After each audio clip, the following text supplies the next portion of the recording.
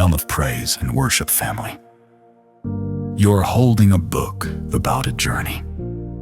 Not just the journey of ancient Israel through Sinai, but the journey of the human soul toward responsibility, wisdom, and harmony.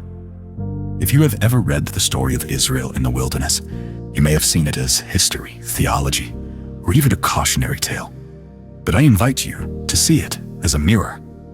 In these pages, we will walk step by step alongside a nation that complained, feared, rebelled, and yet was carrying out a covenant-keeping God. And we will walk alongside you, your leadership struggles, your fragile faith, your private compromises, and your quiet hopes. But this book is not. Let me be clear. This is not a commentary. It is not a devotional in the traditional sense, and it is certainly not a quick 7 steps to better leadership. This is a workshop in 500 chapters.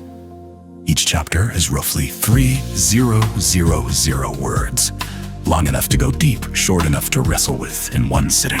Together, they form a slow, deliberate immersion into the character of a leader and the content of a believer, what you will find inside.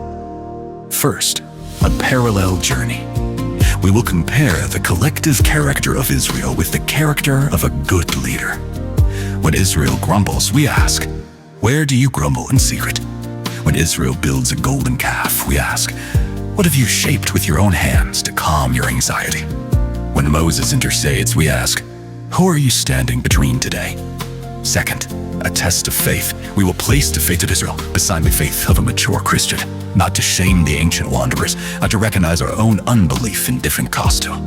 Their disbelief looked like idolatry. Ours often looks like dizziness, cynicism, or control. Third, a philosophy of leadership drawn from Moses, Joshua, Caleb, and even flawed leaders like Saul and David. We will extract principles that align with Stoic clarity, Aristotelian virtue, and biblical humility.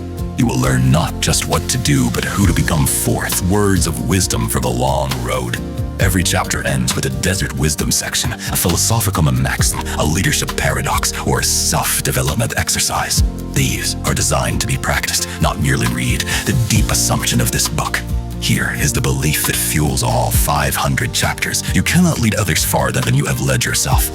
The Israelites needed 40 years to turn slaves into free people. Most of that time was not about defeating enemies. It was about defeating the enemy within: fear, forgetfulness, pride, and impatience. Your leadership journey, whether you lead a family, a team, a church, or just your own life, follows the same law. Character is forged in repetition. Faith is tested in monotony. Vision is purified in silence.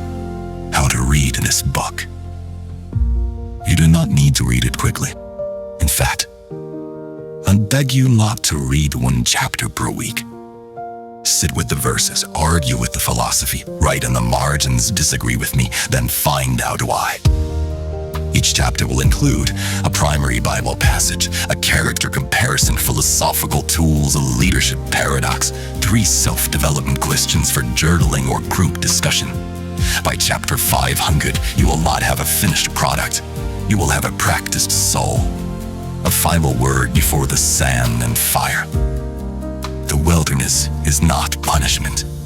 It is pedagogy. Israel's 40 years were not wasted. Every hunger, every thirst, every failed battle was a lesson in trust. And here is the good news.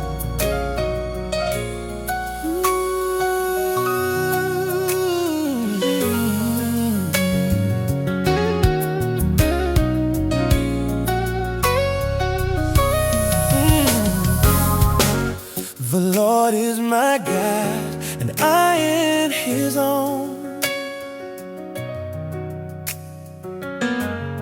He called my name, I am not alone. I stand in His grace, I walk in His light.